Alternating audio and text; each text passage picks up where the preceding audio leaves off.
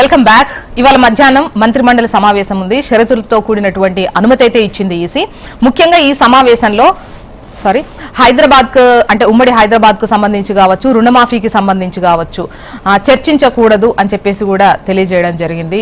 అంటే జూన్ 4 లోపు ఎన్నికల కోడ్ ఉన్నందున ఆ అంశాలు కాకుండా ఇప్పటికిప్పుడు ప్రణాళిక వేసుకోవాల్సినటువంటి అంశాలపై అయితే చర్చించుకోండి అని చెప్పేసి అనుమతించినటువంటి క్రమంలో ఈ ధాన్యం కొనుగోలు కావచ్చు, అకాల వర్షాలు కావచ్చు, ఇప్పటికిప్పుడు ఈ నెల రోజుల్లో చేయాల్సినటువంటి అంశాలకు సంబంధించి కావచ్చు చర్చించే అవకాశం ఉంది. మరోవైపు జూన్ 2 తెలంగాణ ఆవిర్భావ దినోత్సవ రోజు చేపట్టబోయేటువంటి కార్యక్రమాలకు సంబంధించి కావచ్చు చర్చించే ఛాన్సెస్ అయితే ఉన్నాయి. సో వీటిపైన మాట్లాడదాం. ముఖ్యంగా ధాన్యం కొనుగోలు అంశంకు సంబంధించి రైతులు కొంతమంది ధాన్యం కొనట్లేదు, ఈవెన్ సర్కార్ చెప్పినా కూడా, సీఎం చెప్పినా కూడా వినట్లేదు, కొనట్లేదు అని చెప్పేసి ఆందోళన చేస్తున్నారు. అండ్ దాంతోపాటు వాళ్లకు మద్దతుగా ప్రతిపక్షాలు కూడా నినదిస్తున్నటువంటి క్రమంలో ఇక నెక్స్ట్ వచ్చేసి మద్యంకు సంబంధించి అనధికారిక మద్యం పాలసీ సర్కార్ తేవాలనుకుంటోంది. గతంలో తెలంగాణను తాగుబోతుల తెలంగాణగా చేశారు, మద్యంపైనే ఆధారపడ్డారు అని చెప్పేసి చేసినటువంటి విమర్శలతో ఇప్పుడు కమిషన్ కోసం మద్యాన్ని ఎంకరేజ్ చేసే విధంగా, అనధికారిక బ్రాండ్లను తీసుకొచ్చే విధంగా, అనధికారిక పాలసీ తీసుకొచ్చే విధంగా ప్రభుత్వం అడుగులు వేస్తోంది అని చెప్పేసి ప్రతిపక్షాలు విమర్శిస్తున్నాయి. ఈ రెండింటిపై మాట్లాడదాం. గెస్టులు కూడా రెడీగా ఉన్నారు. ప్రస్తుతం స్టూడియోలో మనతో పాటు మన్నె గోవర్ధన్ రెడ్డి గారు, బీఆర్ఎస్ సీనియర్ నాయకులు. నమస్తే అండి, welcome to the debate. Dilip Achari గారు, బీజేపీ అధికార ప్రతినిధి. నమస్తే అండి, welcome to the debate. Doctor Charan Kaushik Yadav గారు, కాంగ్రెస్ అధికార ప్రతినిధి. నమస్తే అండి, వెల్కమ్ టు ద డిబేట్. నమస్తే అండి.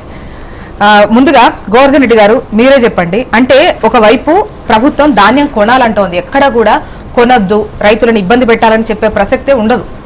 కానీ అయినా కూడా వాళ్ళ పని వాళ్ళు చేస్తున్నా కూడా కొనట్లేదు, ఇబ్బంది పెడుతున్నారు అనేది ఏమైనా తీసుకొస్తుందా ప్రతిపక్షాలు? సర్కార్ వచ్చిన తర్వాత 5 నెలలుగా వస్తుంది, దాదాపు ఇంకో 10 days అయితే ఇంకో 6 monthsగా అవుతుంటుంది. ఇప్పటి వరకు ముఖ్యమంత్రి గారికి ప్రభుత్వం మీద గ్రిప్ రాలేదని చెప్పేసి అనుకోవచ్చు. ఎందుకంటే గతంలో చాలా సందర్భాలు చేసిన ముఖ్యమంత్రి గారు రుణమాఫీ గురించి మాట్లాడిండు, లేదా కౌలు రైతుల గురించి మాట్లాడిండు, లేదా రైతు కూలీల గురించి మాట్లాడిన అన్ని సందర్భాలు మాట్లాడినప్పుడు ఎక్కడ కూడా ఏ దాని మీద గ్రిప్ లేకుండా ఓన్లీ ప్రతిపక్షాలు టార్గెట్ చేస్తూ ప్రతిపక్ష నాయకులు తిట్టుకుంటూ ఈ 5 నెలలు గడపడం జరిగింది. ముఖ్యమంత్రి గారు ఇప్పుడు మొన్నటికి అంత ముందుకు వచ్చిన ఒడ్ల సందర్భం వదిలేసి, కొత్త గవర్నమెంట్ కాబట్టి పెద్ద పట్టించుకోలేదు. వచ్చి కూడా 5 నెలలు అవుతుంది కదా, సెకండ్ పంట వచ్చింది, గవర్నమెంట్ వచ్చినాక సెకండ్ పంట వచ్చింది. సెకండ్ పంటలో కూడా కొనుగోలు లేదంటే, ఒక ముఖ్యమంత్రి స్థాయిలో ముఖ్యమంత్రి చెప్పినా కూడా అధికారులు వినట్లేదు అంటే ముఖ్యమంత్రి గారికి ఎంత గ్రిప్ లేదో మనకు అర్థం చేసుకోవచ్చు. ముఖ్యమంత్రి గారు గతంలో ఎలక్షన్లలో ప్రతి ఒక్క ఒడ్ల కొన్న ప్రతి క్వింటాల్కి 500 రూపాయలు బోనస్ ఇస్తానని చెప్పిండు. మొన్నటికి మన మాట మార్చిన 500 రూపాయలు బోనస్ కాదు, ఓన్లీ సన్న ఓట్లకి ఇస్తానని చెప్పి చెప్తుండు. ముఖ్యమంత్రి గారు కన్ఫ్యూజ్లో ఉన్నారు కాబట్టి అధికారులు వినట్లేదు. అధికారుల మీద గ్రిప్ వస్తేనే పరిస్థితుంటాయి. గతంలో ప్రతి గింజ మన గవర్నమెంట్ అంటే బీఆర్ఎస్ గవర్నమెంట్ కేసీఆర్ ముఖ్యమంత్రి ఉన్నప్పుడు ప్రతి గింజను కొన్న సందర్భం మనం చూసినాం. చివరి గింజ వరకు కొన్నాడు. అప్పుడు ఎప్పుడైతే ముఖ్యమంత్రి గారికి గ్రిప్ లేదో రివ్యూలు పెట్టాల్సిన అవసరం ఉంది. ముఖ్యంగా ప్రతిపక్షం తిట్టని పక్కన పెట్టి రివ్యూలు పెట్టాల్సిన అవసరం ఉంది. అధికారులు పిలిపించి తప్పనిసరి ఎప్పుడెప్పుడు అది నివేదికలు తెచ్చుకోవాలి. ఎక్కడ ఇబ్బందులు ఉన్నాయి, రైతులు వర్షాలు అకాల వర్షాలు వస్తున్నాయి, ఇప్పుడు వరగాండ వర్షాలు వస్తున్నాయి, ధాన్యం తడిసిపోతుంది. ఈ తడిసిపోయిన 5 రోజులు 10 రోజుల తర్వాత కూడా ఒడ్లు ఆర్తనే కొంతని చెప్తారు కదా, ఇది కరెక్ట్ కాదు. ఎందుకంటే రైతు ఎన్ని రోజులు ఉంటాడు కళ్ళాల దగ్గర, రైతులకు అధికారులు సహకరించట్లేదు, అధికారులతో ముఖ్యమంత్రి గారు రివ్యూలు చేయట్లేదు. అధికారులు ఖచ్చితంగా తెలుసుకొని మాట్లాడాల్సిన బాధ్యత ఉంది. ముఖ్యంగా దానికి సంబంధించిన వ్యవసాయ శాఖ సమావేశాలు రివ్యూలలోనే కదా అండి గట్టి వార్నింగ్ ఇచ్చేది, మాట్లాడట్లేదని ఎలా చెప్పగలుగుతాం? మరి మాట్లాడితే ఎందుకు కొనట్లేదండి? ఒక ముఖ్యమంత్రి స్థాయిలో చెప్తుంది. అదే అల్టిమేట్ రాష్ట్రానికి ముఖ్యమంత్రికి అల్టిమేట్. ముఖ్యమంత్రి కొనట్లే అంటే ముఖ్యమంత్రికి మరి తప్పదేమా, లేకపోతే ముఖ్యమంత్రి చెప్పలేకపోతున్నా, లేకపోతే కమాండ్ రావట్లేదా? తుమ్మల నాగేశ్వరరావు సీనియర్ మంత్రి ఉన్నాడు, వ్యవసాయ శాఖ మంత్రి, మరి అతను ఏం చేస్తున్నారు? ఇంతవరకు అసలు ఎక్కడ కూడా ఏ సందర్భంలో మాట్లాడిన సందర్భం కనబడతలేదు. రైతులు ఎంత అల్గోసపడుతున్నారు, రైతులు ధాన్యాలు తడిచిపోతుంది, పంట పండిద్దా అది కొంత పండింది, ఆ పంటను కూడా కొనలేని పరిస్థితి ప్రభుత్వం ఉందంటే, గతంలో లక్షల కోట్ల మన వేల మెట్రిక్ టన్ల ధాన్యాన్ని కూడా మనకు ఉన్న పరిస్థితులు తెలుసు గత ప్రభుత్వం. కానీ ఇప్పుడు అట్లాంటి పరిస్థితి లేదు. ముఖ్యమంత్రి తక్కువ పండిన పంటనే కొనలేని పరిస్థితి, బోనస్ ఇస్తాను బోనస్ ఇస్తలేరు, కనీసం ధాన్యం బోనస్ చేయకపోతే అంటే కొంటున్నా కూడా ప్రతిపక్షాలే కొనట్లేదు అని ఒక తప్పుడు ప్రచారం చేస్తున్నాయి. ప్రతిపక్షాలే తప్పుడు ప్రచారం చేస్తుందని చెప్పి ఆయన చేతులు చూపుకుంటే కాదు, కళ్ళమూట కనబడుతుంది. పత్రికలు చూస్తున్నాం, మీడియాలు చూస్తున్నాం. మీ హెచ్ఎంపీలు చాలా సందర్భంలో ధాన్యాలు రైతులు అధికోసపడుతున్న సందర్భం చూస్తున్నాం కూడా ప్రభుత్వం ఏదో తూతూ మంత్రంగా ముఖ్యమంత్రి గారు రివ్యూ పెడుతుంది తప్ప నిజంగా కూడా క్షేత్రస్థాయిలో నివేదిక తెచ్చుకొని దాన్ని ఖచ్చితంగా అమలు చేసే విధంగా ముఖ్యమంత్రి చేయాల్సిన బాధ్యత ఉంది, మంత్రి తుమ్మల నాగేశ్వరరావు చేయాల్సిన బాధ్యత ఉంది. ఇప్పటికైనా సార్ లేట్ అయింది, ఇప్పటికే లేట్ అయింది. అకాల వర్షాలు ముందుగా ఈసారి వర్షాలు ముందుకు వస్తున్నాయి కాబట్టి ఇప్పటికైనా ప్రభుత్వం చర్యలు తీసుకోవాలి, ప్రభుత్వం తొందరపడాలి, అధికారులను ఆదేశించాలి, అధికారులు రివ్యూ చేసేసి అధికారులు ఫాలో చేయాల్సిన బాధ్యత మంత్రి తుమ్మల నాగేశ్వరరావు గారు. మీరేమంటారు? ముఖ్యంగా ధాన్యం కొనుగోళ్లకు సంబంధించి ప్రభుత్వం చెబుతోంది క్లియర్ గా కొనాలి అని చెప్తోంది, కొంటున్నాము అని చెప్తున్నారు వాళ్ళు. మరోవైపు ధాన్యం కొనట్లేదు, రైతులను ఇబ్బంది పెడుతున్నారు అని చెప్పేసి వర్షన్ వస్తుంది. మీ ఏంటి బీజేపీ లైన్ ఏంటి? ఇప్పుడు కాంగ్రెస్ ప్రభుత్వము తెలంగాణ ప్రజల్ని మోసం చేసింది. మొత్తం వాళ్ళు మోసాల వాగ్దానాలు ఇచ్చి ముందుకొచ్చిండ్రు. దాని ద్వారానే ఇంకా కాలం గడపడం కోసం ప్రయత్నం చేస్తున్నారు తప్ప ఏ అంశం పైన కూడా ఒక కమాండింగ్ గా ఆ అంశాన్ని మేము టేకప్ చేస్తున్నాము, ఆ అంశాన్ని ప్రజల లోపలికి సానుకూలంగా తీసుకుపోవడానికి ప్రయత్నం చేస్తున్నామనే ఆలోచన మాత్రం ఎక్కడా చేయట్లేదు ఈ ప్రభుత్వం. ఒకటే చూడండి, ఈ ప్రభుత్వంలో చాలా సీనియర్ నాయకులు ఉన్నారు. రేవంత్ రెడ్డి గారు ఇంతకుముందు ఎమ్మెల్యేగా చేసిండు, ఎంపీగా చేసిండు, ఆయనకు తెలియని విషయం కాదు. అత్యవసర అంశాలు ఏదైతే ఉన్నాయో వాటిపైననే కేబినెట్ సమావేశం జరగాల్సిన అవసరం ఉందని చెప్పి ఎన్నికల కోడ్ ఉన్నది, ఎన్నికల షెడ్యూల్ జూన్ 4 దాకా ఎన్నికల కోడ్ ఉన్నది. ఖచ్చితంగా ఈ అంశాలను చర్చించడానికి అవకాశం లేదని తెలిసి కూడా ప్రజలకు ఏదో సందేశం ఇస్తున్నా, నేను రైతు రుణమాఫీ చేయడం కోసం నేను కేబినెట్ ఏర్పాటు చేసిన, కేబినెట్ సమావేశం ఏర్పాటు చేసిన అని చెప్పడంలోనే అంతర్యం బోధపడతా ఉంది. వాళ్ళు ఇంకొక చిన్న విషయం అండి, ఇదేం పెద్దగా రాకెట్ సైన్స్ కాదు. సెక్రటరియట్ ముందుకు జోష్ణ గారు, మీరు సెక్రటరియట్ ముందుకు పోయి చూడండి, ఒక బోర్డు పెట్టిర్రు, జూన్ 4 దాకా ఎవరు కూడా సందర్శకులు ఎవరు రాకూడదు లోపలికి అని చెప్పారు. ప్రజాపాలన దరఖాస్తులు తీసుకోబడవు జూన్ 4 వరకు అని చెప్పారు.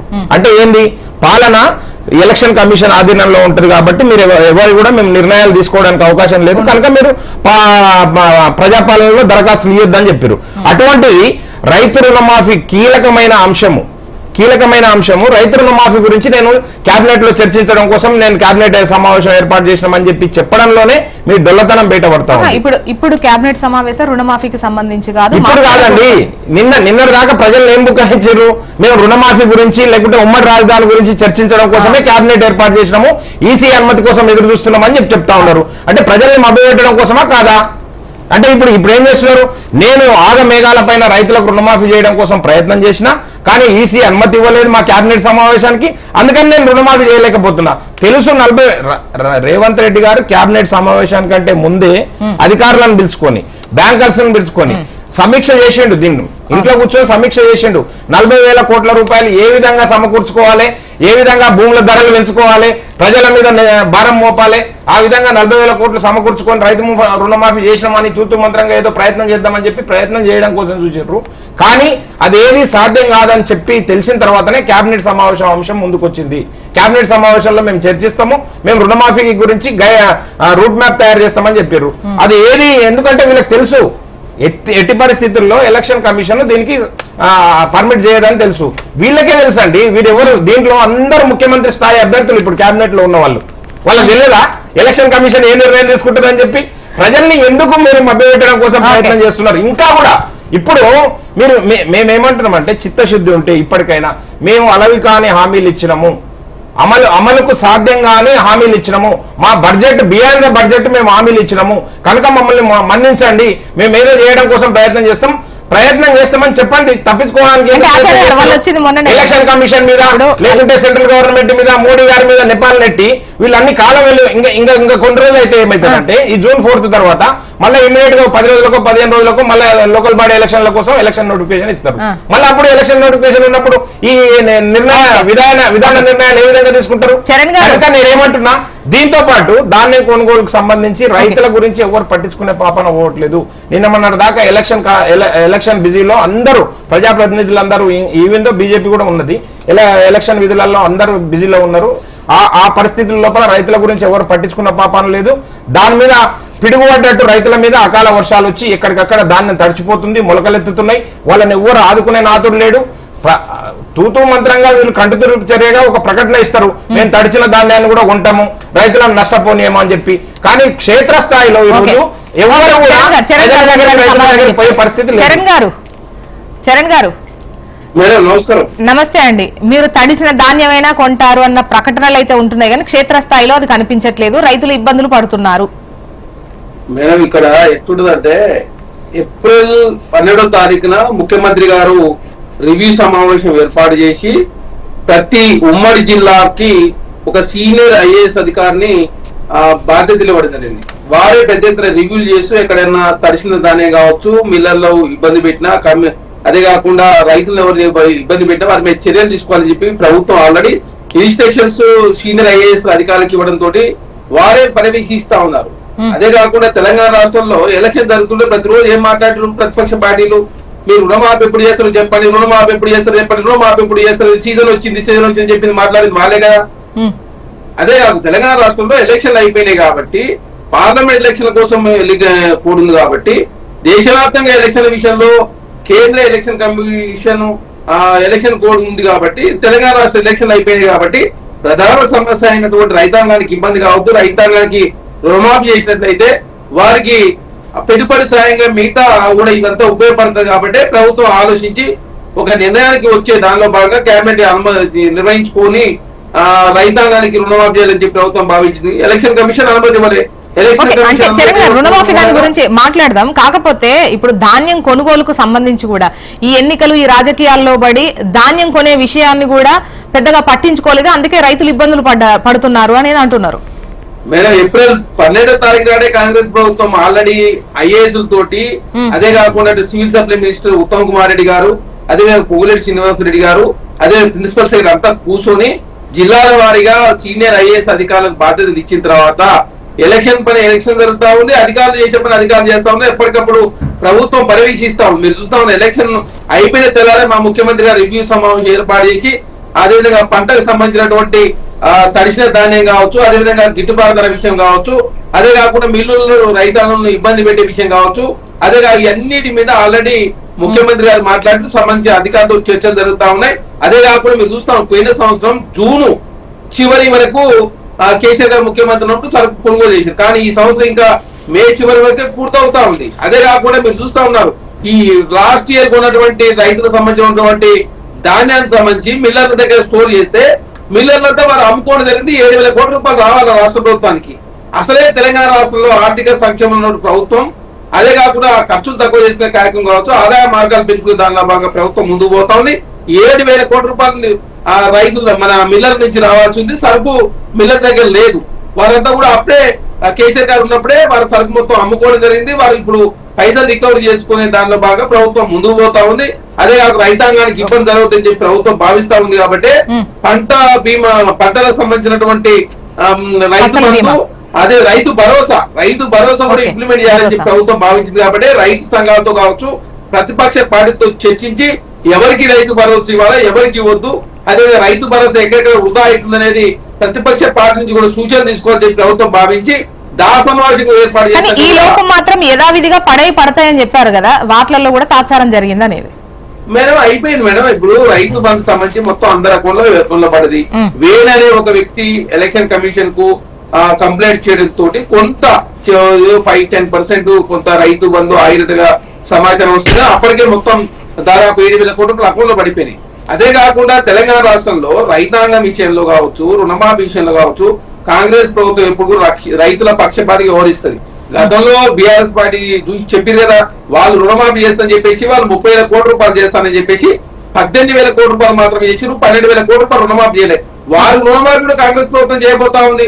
అదే అంటున్నారు కదా ప్రతిపక్షాలు ఏమంటున్నారు, రైతు రుణమాఫీ 30,000 కోట్ల రూపాయలు 40,000 కోట్ల రూపాయలు అవుతుంది, ఎక్కడి నుంచి తెస్తారని. మాకు సిద్ధం చూపుతుంది, మేము ఏ విధంగా చేయాలో మాకు తెలుసు కాబట్టి రైతు కమిషన్ ఏర్పాటు చేసి రైతులు నియుక్తి చేసి ఆ ప్లేస్ లోకి బ్యాంకులకు ప్రభుత్వమే షూరిటీ ఇచ్చి ప్రతి నెల 7,000 కోట్ల రూపాయలు చెల్లించినట్లయితే 55 నెలల్లో 35,000 కోట్లు షూరిటీ ఇవ్వాలన్నా, గ్యారంటీ ఇవి కావాలన్నా కూడా అన్ని ఇప్పుడు కార్పొరేషన్ కావచ్చు, గ్యారంటీ కావచ్చు, మీరు ఒక కార్పొరేషన్ ఏర్పాటు చేసినా కూడా అవన్నీ కూడా FRBM పరిధిలోకి వచ్చేసినాయి కదా. గతంలో లాగా అవి వేరు ఇవి వేరుగా చూసే పరిస్థితి లేదు కదా. ఇప్పుడు కార్పొరేషన్ ఏర్పాటు చేస్తే ఎట్లా వస్తాయి? FRBM పరిధిలోకి ఏర్పాటు చేసినా కూడా ప్రతి నెల 700 కోట్ల రూపాయలు చెల్లించినట్లయితే, అదేవిధంగా తెలంగాణ రాష్ట్రంలో భూముల రిజిస్ట్రేషన్ కావచ్చు, ఎక్సైజ్ ద్వారా ప్రతి నెల ఆదాయం వస్తా ఉంది కాబట్టి దాన్ని షూరిటీగా పెట్టి ప్రతి నెల 700 కోట్ల రూపాయలు రాష్ట్ర ప్రభుత్వం బ్యాంకులకు చెల్లించే విధంగా ఒప్పందం కుదుర్చుకున్న తర్వాత రైతులు రుణవిముక్తులు చేయాలని చెప్పి ప్రభుత్వం భావించింది కాబట్టి దాని విషయంలో ఒక అంచనా రావడం జరిగింది. కేబినెట్ లో నిర్ణయాలు తీసుకున్న తర్వాత ఇంప్లిమెంట్ చేద్దామని ప్రభుత్వం భావించిన తర్వాత ఎలక్షన్ కమిషన్ పర్మిషన్ ఇవ్వలే. అయినా తెలంగాణ రాష్ట్రంలో ఎలక్షన్ కూడా అయిపోయిన తర్వాత ఖచ్చితంగా రుణమాఫీ కాంగ్రెస్ ప్రభుత్వం చేయబోతా ఉంది. అదే కాక రైతుల విషయంలో కాంగ్రెస్ ప్రభుత్వం ఎప్పుడు కూడా రైతులకు నష్టం జరిగే పని ఏది కూడా చేయదు. రైతు భరోసా ఎప్పుడు మీరు ఎప్పుడు చేస్తారని చెప్పి ప్రతిపక్షాలు గగ్గోలు పెట్టారు. పోయిన సంవత్సరం 2 నెలల కాలం పాటు కేసీఆర్ గారు కేబినెట్ విస్తరణ చేసుకోలే. ఈ రైతులకు సంబంధించిన ఈ సమస్యలన్నిటి కారణం కేసీఆర్ గారే.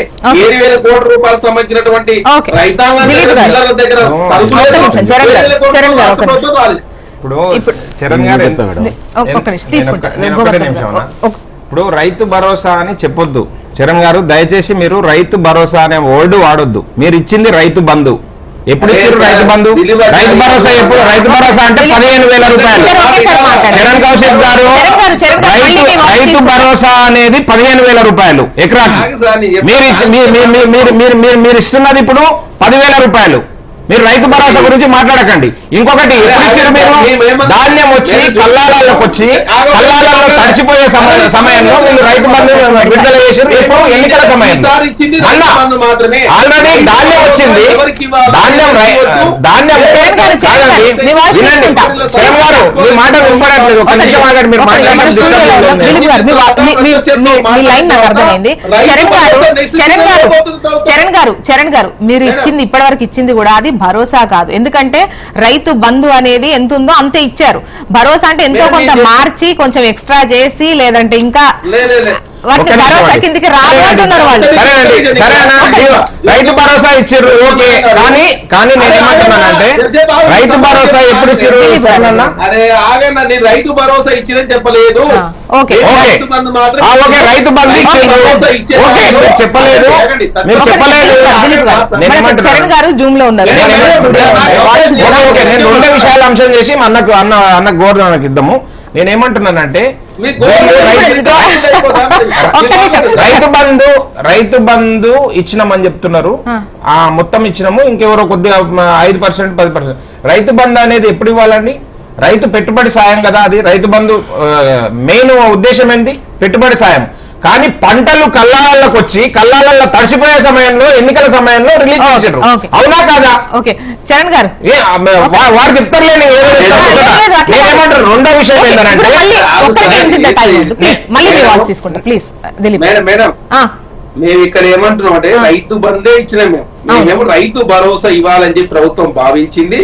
ప్రతిపక్ష పార్టీలతో మాట్లాడాలి, రైతు సంఘాలతో మాట్లాడి ఎవరికి రైతు భరోసా ఇస్తే బాగుంటది, ఎవరికి ఇవ్వద్దని చెప్పేసి ప్రతిపక్ష పార్టీల సలహాలు తీసుకోవాలని చెప్పి ప్రభుత్వం భావించి దాన్ని కూడా చర్చిద్దామని చెప్పి ఆలోచించినప్పుడు ఎలక్షన్ కమిషన్ అనుమతి ఇవ్వలేదని చెప్పి నేను మాట్లాడిన మాట వాస్తవం. అదే కాకుండా మేము వచ్చి 5 నెలలు అవుతుంది మేడం. మా బ్రీతింగ్ టైం కూడా పోయినసారి క్యాబినెట్ విస్తరణ చేసుకొని కేసీఆర్ గారి గురించి ఏమో భారతీయ జనతా రైతుల గురించి మాట్లాడే నైతిక అర్హత లేదు. ఎందుకంటే ఎన్నికల మేనిఫెస్టోలో చెప్పిన మీరు అడగండి. ఎన్నికల మేనిఫెస్టోలో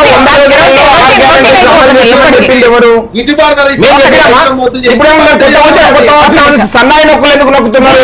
భారతీయ జనతా పార్టీ రైతుల గురించి మాట్లాడే నైతిక అర్హత లేదు. ప్రతిపక్షాలు టార్గెట్ విధించలేదు, మీరే టార్గెట్ పెట్టుకున్నారు. మేము చెప్తలేము చరణ్ అన్న, మీరు చెప్పిన అంశాన్ని మేము గుర్తు చేస్తున్నాం. మీకు అర్థమైతే లేదు. మేమేమీ అడగట్లేదు మేము కొత్తగా ఏమీ డిమాండ్ చేయట్లేదు.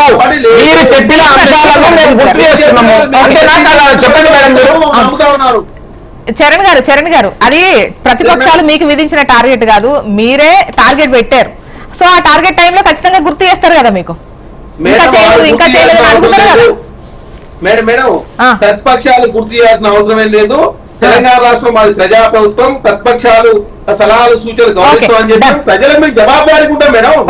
గోవర్ధన్ గారు భారతీయ జనతా పార్టీకి ఉందా అసలు?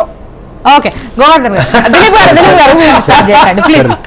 చరణ్ గారు చాలా మంచి చెప్తుండే, బాగా సంతోషం. ప్రజాపాలనలో రైతు బంధు ఆల్రెడీ గత ప్రభుత్వం చేసింది కదా. ఇప్పుడు రైతు భరోసా అంటే చేంజ్ అయిందంటే కొంత ఇబ్బంది పడుతుంది సార్. అదే చెప్తున్నాను, ఆయన చెప్పిన దాన్ని కంటిన్యూ చేస్తున్నా. రైతు భరోసా అయితే కొంత కన్ఫ్యూజ్ ఉంటుంది. 5 ఎకరాలుగా 10 ఎకరాలగా ఏదో ఉంది అని కొంత.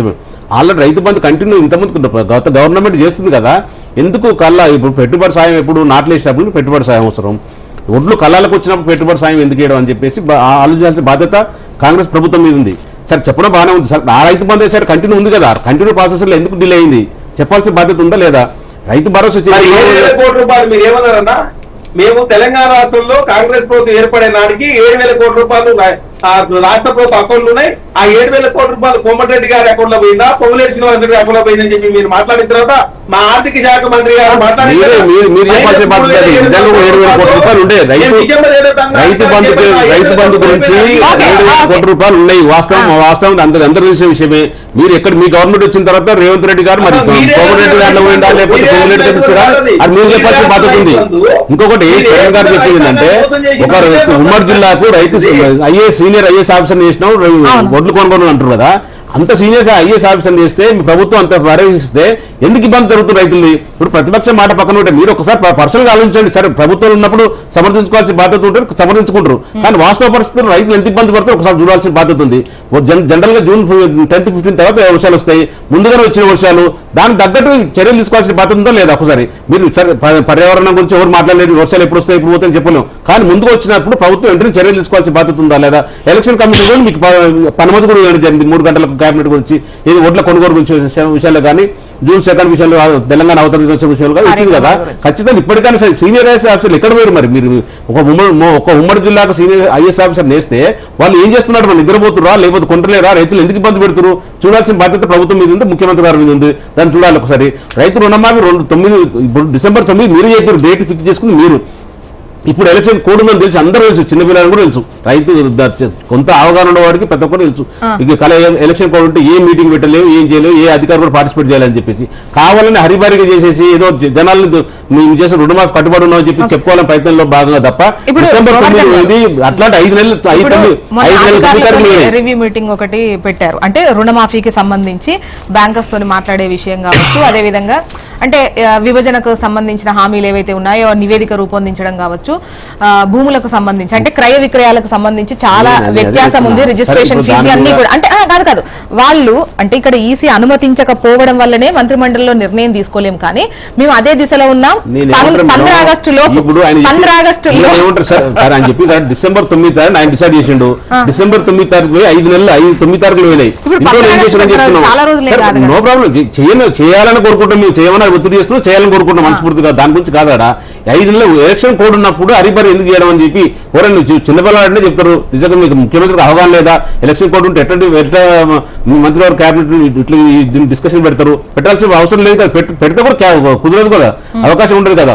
ఎందుకు హరిబరి చేయాల్సిన అవసరం, ప్రజలు ఎందుకు పిచ్చోళ్ళు చేస్తున్నారని చెప్పి మేము మాకు వచ్చాను. ఒకటి నిజంగా డిసెంబర్ 40,000 కోట్ల రూపాయలు ముఖ్యమంత్రి స్వయాన్ని చెప్పిండు. నేను ఒక సంవత్సరం అంటే ఇప్పుడు ఒకవేళ ఇక్కడ ఎన్నికలు ఇంకేదో అంటే ఓకే మభ్య పెడుతున్నారు అనుకోవచ్చు. ఇప్పుడు ఈ టైంలో తెలంగాణకు సంబంధించి ఎన్నికలు కానీ ఆ ఇంపాక్ట్ కానీ పడేది ఈ నెల అయిపోద్ది.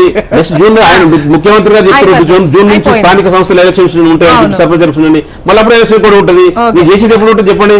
ఊరికే తత్వాన్ని సంవత్సరం గడపాలంతే గడపదు. ఇప్పుడు ముఖ్యమంత్రి 40,000 కోట్ల రూపాయలు ముఖ్యమంత్రి గారు నీ కడుపు కట్టుకుంటే ఒక సంవత్సరంలో ఎడవ చేతితో బ్యాంకులు కడతాను చెప్తున్నారు. మరి ఆ కడుపు ఎప్పుడు కట్టుకుంటాడు? ఎంత మరి 40,000 కోట్ల రూపాయలు ఎట్లా జనాలు దోసుకుంటారు? మరి ఒకసారి చెప్పాల్సిన బాధ్యత ఉంది. ఒకటి ముఖ్యంగా ఇప్పుడు 40,000 కోట్ల రూపాయలు గత ప్రభుత్వం లిక్కర్ అమ్ముడు పోతుంటే ఎంత తాగుబోతు తెలంగాణ చేసిందని చెప్పారు కదా.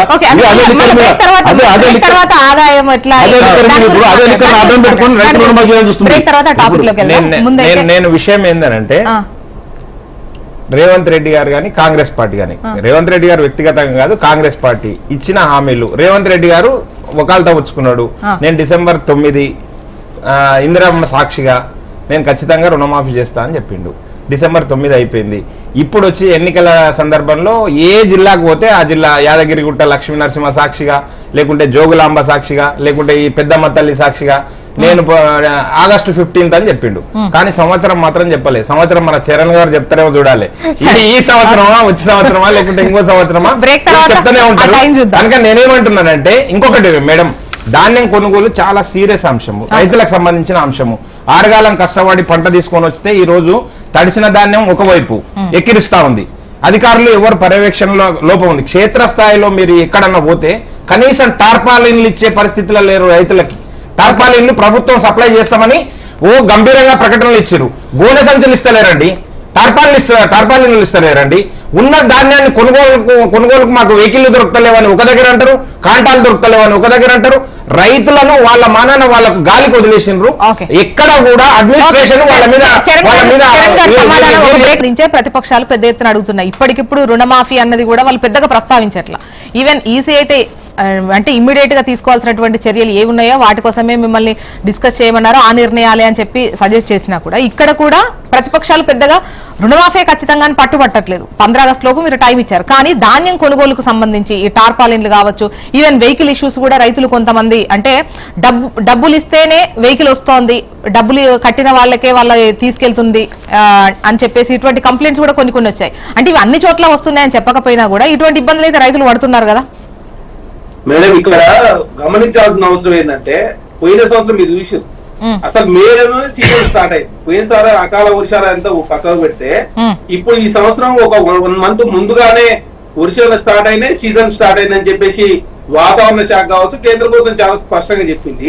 అదే కాకుండా గతంలో కేసీఆర్ గారు ప్రభుత్వం ఉన్నప్పుడు జూన్ చివరి వరకు వాళ్ళు రైతు నుంచి వరి ధాన్యం కొనుగోలు చేశారు. కానీ తెలంగాణ రాష్ట్రంలో కాంగ్రెస్ ప్రభుత్వం ఏర్పడిన తర్వాత ఏప్రిల్లోనే రివ్యూ సమావేశం ఏర్పాటు చేసి ఆ సీనియర్ ఐఏఎస్ అధికారులను ప్రతి ఉమ్మడి జిల్లాల వారిగా నియమించి ధాన్యం కొనుగోలు చేస్తా ఉన్నా. దాదాపు కొనుగోలు చేసిన తక్షణమే రైతు అకౌంట్ లో అమౌంట్ వచ్చే విధంగా ప్రభుత్వం ఆల్రెడీ ఇస్తా ఉంది. అదేవిధంగా రైతులకు ఎక్కడ ఇబ్బంది జరుగుతుందని చెప్పి ప్రభుత్వం భావిస్తా ఉంది. కానీ కొన్ని ఏరియాలు అకాల వర్షాల మూలంగా పంట తడిచిపోవడంతో కొంత ఇబ్బంది అవుతా ఉంది. కాబట్టి ఆ ఇబ్బంది పెద్దగా చూపించే ప్రయత్నం పెద్ద ఎత్తున Bharatiya Janata party BRS party చేస్తా ఉంది తప్ప గతంలోకి రైతుల గురించి మాట్లాడమంటే నేను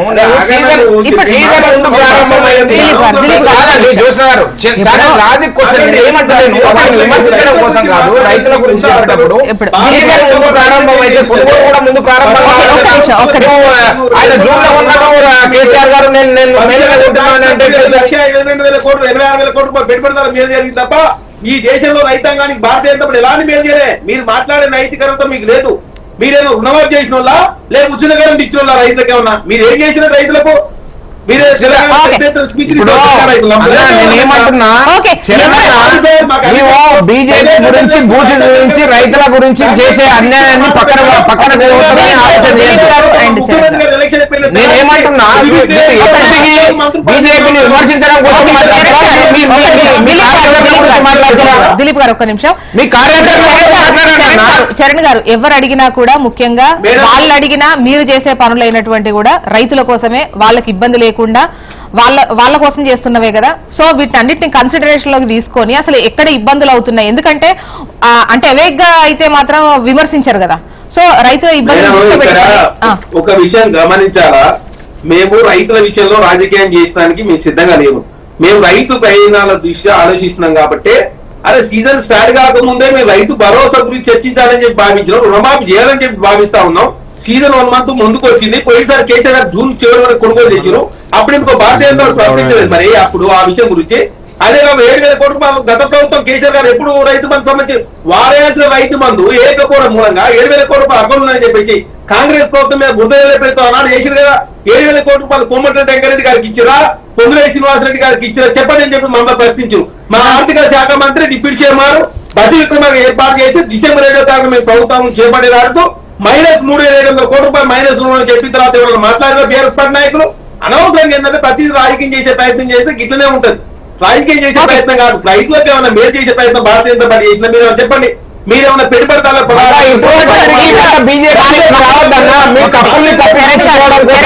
బీజేపీని పూచిగా చూపెట్టే ప్రయత్నం ఒకరికొకరు సమాధానం వెంటనే రైతులు ఎవరైనా చూస్తే వాళ్ళకి అర్థం కాని సిచ్యువేషన్ లో చరణ్ గారు ఒకటి సెంట్రల్ మేడం ఒకసారి కిసాన్ సమ్మాన్ నిధి ఇస్తోంది అంటే టైం టు టైం, కాకపోతే వాళ్ళు పర్టికులర్ గా 5 ఎకరాల కోసం అని పెట్టుకున్నారు, వాళ్ళు రిలీజ్ చేస్తూనే ఉన్నారు. వాళ్ళు కూడా పెట్టుబడి సాయం ఇస్తున్నారు. అది 11 లక్షల కోట్ల రూపాయల ఎరువుల సబ్సిడీ నాకు అయిపోయింది వారు మాట్లాడతలేదు madam. Madam 2019 Bharatiya Janata party election మేనిఫెస్టోలో 13 పేజీలో 60 సంవత్సరాలు నిండిన ప్రతి రైతుకు పెన్షన్ ఇస్తామని చెప్పి, రైతుల ఆదాయం రెట్టింపు చేస్తానని చెప్పి, అదే కాకుండా రైతులకు సంబంధించినటువంటి 700 మంది రైతులు ఢిల్లీలో దీక్ష చేసి చనిపోతే పట్టుకున్న పాపాలు అవ్వలేదు. మినిమం సపోర్ట్ పై నాడు యూపీఆర్ 8 to 9% ఇస్తే వీళ్ళు వచ్చిన తర్వాత 4 to 5% మాత్రం ఇచ్చారు. ఫసల్ బీమా రైతు బీమా సంబంధించి 50% 25% కుదించారు. 100 రోజుల ఎన్ఆర్జీ స్కీమ్ రైతులకు సంబంధించినటువంటి దాన్ని 42 రోజుల్లో కుదించారు. వీళ్ళు భారతీయ జనతా పార్టీ రైతు వ్యతిరేక విధానం పాల్పడుతూ నల్ల చట్టాలు దేశాన్ని తీసుకొచ్చిందే భారతీయ జనతా పార్టీ. భారతీయ జనతా పార్టీ ఈ దేశంలో రైతాంగం మేలు చేయలేదు. 16 లక్షల కోట్ల రూపాయలు పెట్టుబడిదారులు మాపేసిరు. 10% కార్పొరేట్ ట్యాక్స్ తక్కువ చేయలేదు. 1,86,000 కోట్ల రూపాయలు పెట్టుబడిదారులు ఈ దేశంలో మేడం నేనేమంటున్నా, భారతీయ జనతా పార్టీ ఏం చేసింది, ఏం చెప్తున్నా, వారు అన్ని అబద్ధాల మీద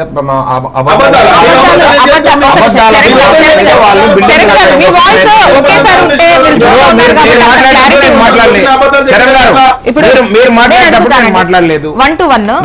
నేను ఒకటే విషయం,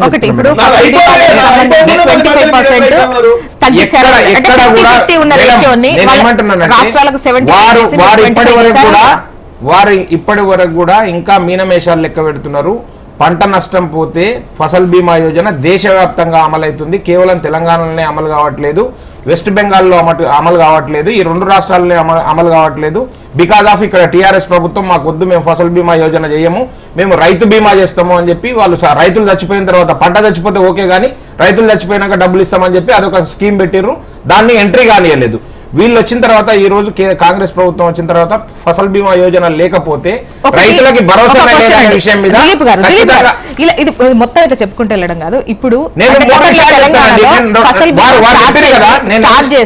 రైతుల గురించి చేసిన తర్వాత ముఖ్యంగా రేట్ తగ్గినటువంటి క్రమంలో ఎక్కువ పోయే తక్కువ అనే దాంతో నేను ఒకటే విషయం చెప్తా ఉన్నా.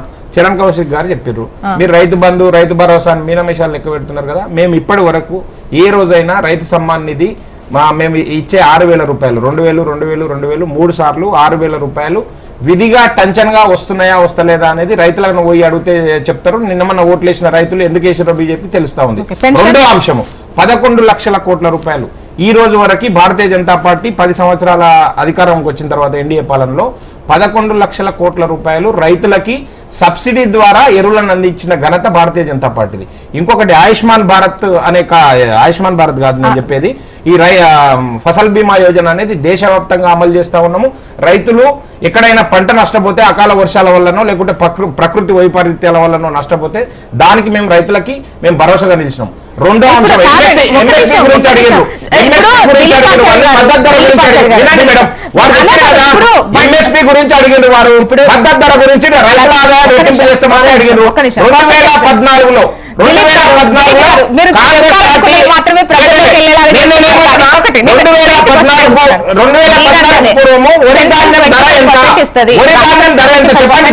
మీకు తెలిస్తే చెప్పండి, చరణ్ కౌశిక్ గారికి తెలిస్తే చెప్పమని చెప్పండి. 2014 వరి ధాన్యం ధర ఎంత, ఇప్పుడు వరి ధాన్యం ధర ఎంత? 1323 రూపాయల ధర. కనుక మేము గ్రాడ్యువల్ గా ఎక్కిస్తూ పోతున్నాం, పెంచుతూ. 1923. ఇంకొకటి గ్రామీణ ఉపాధి అడ్మిట్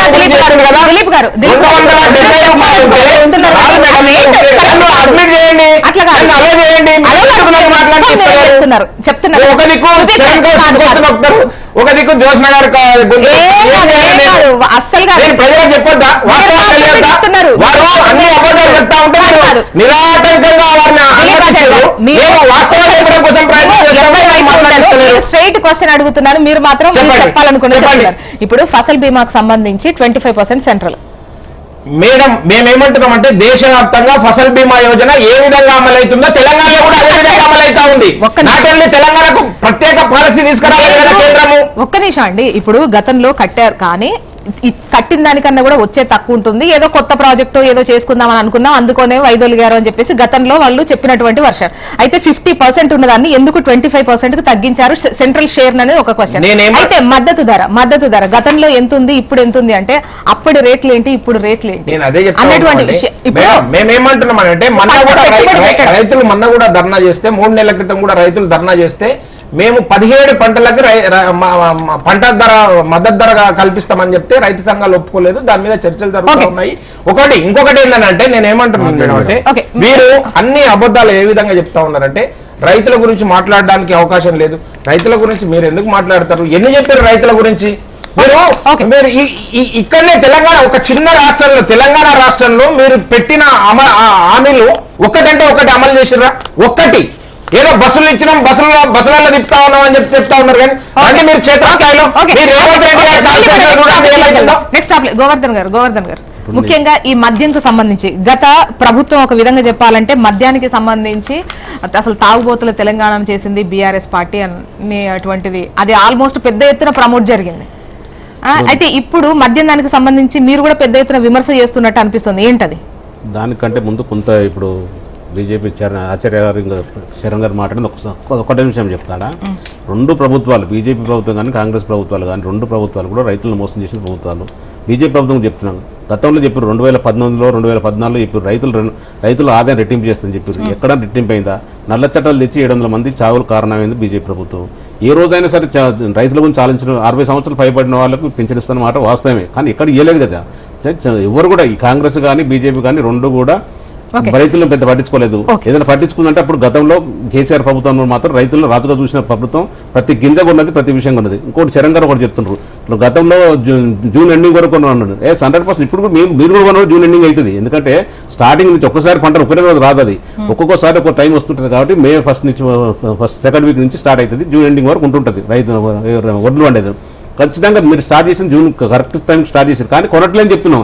రైతులు ఇబ్బంది పడుతున్నారు, రైతులు అకాల వర్షం వల్ల ఖర్చు చచ్చిపోతుందని చెప్తున్నాం. రైతులు ఇప్పటికైనా కాపాడుకోవాల్సిన బాధ్యత కాంగ్రెస్ ప్రభుత్వం ఉంది, రేవంత్ రెడ్డి గారి ఉంది, చరణ్ గారు ఆలోచించుకోవాల్సిన బాధ్యత కూడా ఉంది. ఒకటి రెండోది ఇది పక్కన ఉంది. రెండవది ఏంటంటే ఇప్పుడు లిక్కర్ గురించి గతంలో ఏ చిన్న ఇదైనా కూడా యూట్యూబ్లకు సంబంధించిన కానీ టీవీ ఛానల్ కానీ పేపర్లో కానీ మొత్తం తెలంగాణ వచ్చిన తర్వాత తాగుబోతులు తెలంగాణ అయిందని చెప్పారు. మొన్నటి మనం చూసినాం, బీర్లు గతం కంటే గత కేసీఆర్ ప్రభుత్వం కంటే కూడా బీర్ల అమ్మకాలు మొన్న ఎక్కువైందని చెప్పిన సందర్భం ఉంది, మనం చూసినాం. మరి ఏ రోజు కూడా ఏ పత్రిక గురించి కూడా మాట్లాడలేదు. తాగేవాళ్ళు తాగుతుంటారు తప్ప ప్రభుత్వం స్పెషల్గా బెనిఫిట్లు పెట్టేసలేదు, ఒకటి బీర్ కొంత 3 బీర్లు తాగించలేదు, స్పెషల్ ఆఫర్లు పెట్టి తాగించనుకోవాలి.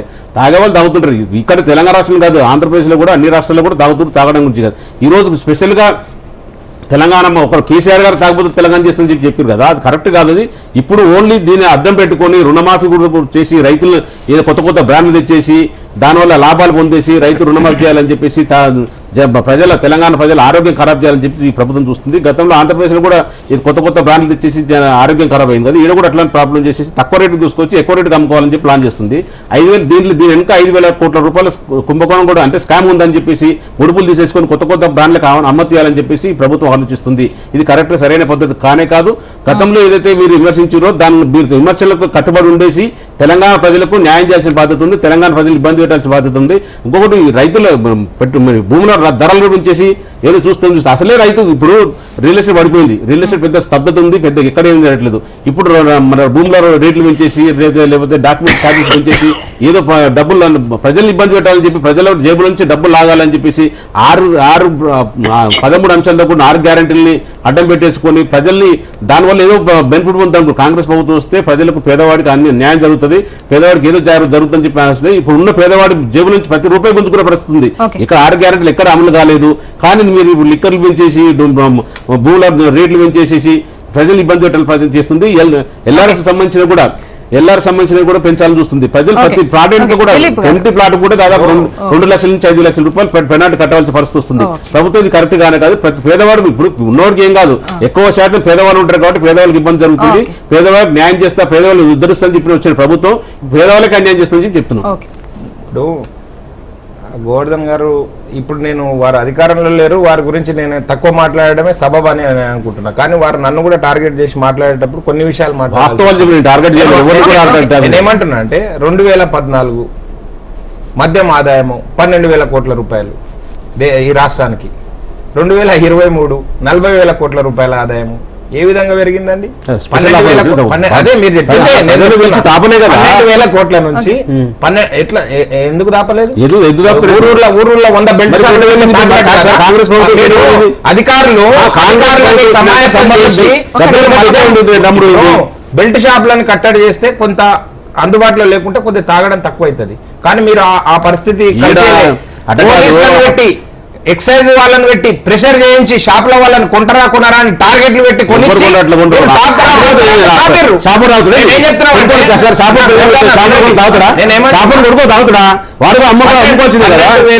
నుంచి 40,000 కోట్ల రూపాయల మద్యం ఆదాయము, అది బంగారు తెలంగాణ అని మీరు చెప్పుకున్నారు. దానికన్నా ఈ రోజు అనుభవిస్తా ఉన్నారు. మేమేం దాని గురించి బాధపడతలేము. కానీ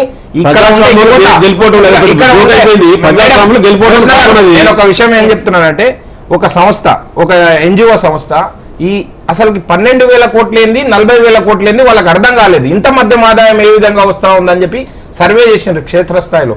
సర్వే చేస్తే వచ్చిన ఫలితాలు ఆశ్చర్యజనకం. 1 కోటి మంది అంటే 1 కోటి మంది ఈ తెలంగాణలో ఉండే వాళ్ళు తాగితే 40,000 కోట్ల ఆదాయం వస్తుంది అని చెప్పారు. అంటే 1 కోటి మందిని తాగుబోతులను చేసిండ్రు కదా తెలంగాణలో, బంగారు తెలంగాణలో.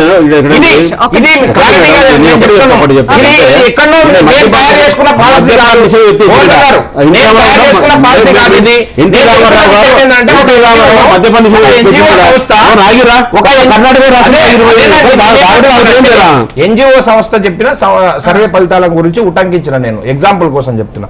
అయితే ఇప్పుడు కూడా పరిస్థితి ఏంటంటే పొరుగు రాష్ట్రంలో జగన్ గారు ఇదే పాలసీని వీళ్ళు ఇంప్లిమెంట్ చేసిర్రు.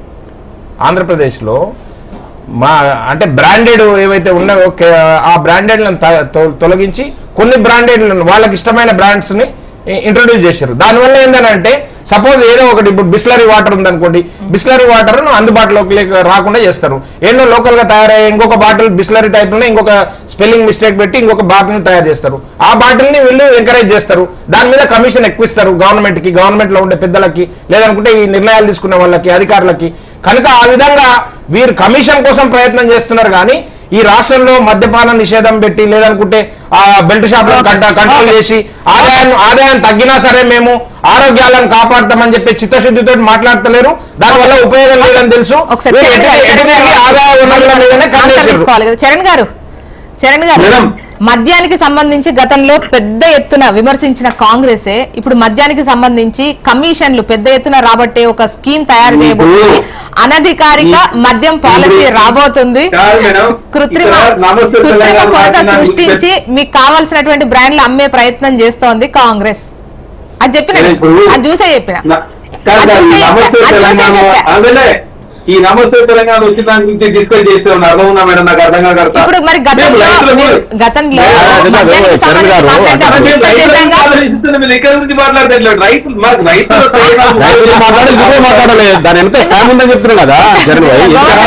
మేము చెప్తా ఉన్నాం, మాది ప్రజా ప్రభుత్వం, గుర్తుపెట్టుకోండి. మేము ప్రజలు ఏదనుకుంటే చేయడం సిద్ధంగా ఉన్నాం. ప్రజల నుంచి నిర్ణయాలను బట్టి మాకు చర్యలు ఉంటాయి తప్ప మేము ఏది కూడా బలవంతం వృద్ధి ప్రయత్నం తెలంగాణ రాష్ట్రంలో కాంగ్రెస్ ప్రభుత్వం చేయదు. మీరు చూడండి, మా ముఖ్యమంత్రి ఆ మీ ఇంటి దగ్గరకు వచ్చి చూడండి, రోజు పొద్దున చాలా మంది సందర్శకులు కలుస్తా ఉంటారు. ఎనడన్నా కేసీఆర్ గారు కలిసిరా? పోయి ఒకసారి చెక్ చేసుకోండి. ఎవరైనా సమస్య మీరు వస్తే డైరెక్ట్ ముఖ్యమంత్రి గారు కలుస్తున్నప్పుడు ప్రజా సమస్యలు పరిష్కరించాలని వాళ్ళ డౌట్, వాళ్ళ విమర్శ ఇప్పుడు కలవకపోవడం వాటికి సంబంధించి కూడా గతంలో చాలా సార్లు చర్చించాము. ఇప్పుడు రైతుల టాపిక్ కూడా కొద్దిసేపు ఉంది. ఇది ఈ మద్యంకు సంబంధించి కూడా చర్చించాల్సిన అవసరం ఉంది.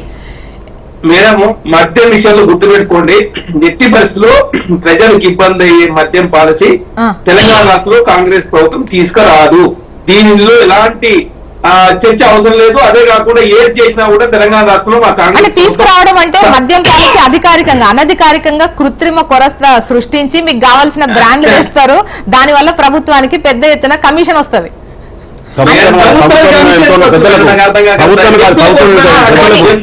వీళ్ళు గతంలో చేద్దాం అనుకున్నారు కాబట్టి తెలంగాణ రాష్ట్రంలో కాంగ్రెస్ ప్రభుత్వం మీద బురద ప్రయత్నం జరుగుతా ఉంది. కానీ తెలంగాణ రాష్ట్రంలో ఏది జరిగినా చర్చించి సమిష్టి నిర్ణయాల ద్వారా మాత్రమే తెలంగాణ రాష్ట్రంలో కాంగ్రెస్ ప్రభుత్వం నిర్ణయం తీసుకుంటుంది. కాబట్టి మద్యానికి సంబంధించి గతంలో తెలంగాణ తాగుబోతుల తెలంగాణ అయింది, మార్చారు. ఇది బంగారు తెలంగాణ కాదు అని ఆ ఆదాయంకు సంబంధించి కూడా ఇప్పుడు 40,000 కోట్లు వస్తున్నాయంటే ఆషామాషిగా చాలా సంక్షేమ పథకాలకు వాడారు. సంక్షేమ పథకాలు ఒకరిని తాగిచ్చి ఒకరికి పెడుతున్నారు అన్నటువంటి ఇటువంటి కామెంట్స్ అయితే చేశారు. ప్రజల్లోకి పెద్ద ఎత్తున వెళ్ళింది. అరే ఇంత ఘోరమా అని అనిపించింది. సో ఇప్పుడు మరి మద్య నియంత్రణ కోసం మద్యం అంటే అది ఆదాయ వనరుగా మీరు చూడట్లేదా? దానికి ముందు చర్యలు తీసుకుంటుందా కాంగ్రెస్ సర్కార్? ఖచ్చితంగా తెలంగాణ రాష్ట్రంలో కాంగ్రెస్ ప్రభుత్వం ఆ దిశగా చర్యలు తీసుకుంటది ఖచ్చితంగా. ఎందుకంటే తెలంగాణ రాష్ట్రంలో ఆదాయ మార్గాలు పెంచుకోవడానికి మేము ఖర్చులు తక్కువ చేసుకుని ఆదాయ మార్గాలు పెంచుకుంటూ ఐటీని తెలంగాణ రాష్ట్రం పెద్ద ఎత్తున ఇంప్రూవ్మెంట్ చేయాలని ప్రభుత్వం భావిస్తా ఉంది. అదే కాకుండా ఎల్ఆర్ఎస్ ద్వారా కావచ్చు, బీఆర్ఎస్ ద్వారా కావచ్చు, అదే వివిధ హామీలు నెరవేర్చుకోవడం ద్వారా కావచ్చు, తెలంగాణ రాష్ట్రంలో ప్రభుత్వం ఆదాయం పెంచుకునే దానిలో భాగం ముందుకు పోతా ఉంది తప్ప ఏదో లిక్కర్ మీద తెలంగాణ రాష్ట్రం నడిపే ఉద్దేశంతో తెలంగాణ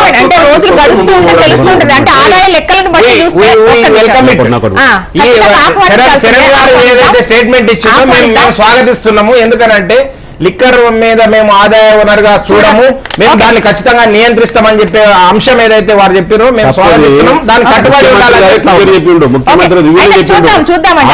ఆదాయ మార్గం ఏంటంటే ఇప్పుడు రుణమాఫీ లెక్కలు చూస్తే అంటే ఇయర్ బై ఇయర్ మంత్స్ తేడాలు చూసినట్లయితే ఆ లెక్కలను బట్టి తెలుస్తుంది ఆదాయం ఎంత వస్తుంది, గతంలో కన్నా దీని మీద పెరిగిందా తగ్గిందా చూస్తే అది ఎంకరేజ్ చేశారా లేదంటే నియంత్రించేందుకు చర్యలు తీసుకొని ఇప్పుడే కాదు కదా, వాళ్ళు ఇప్పుడే వచ్చింది కదా.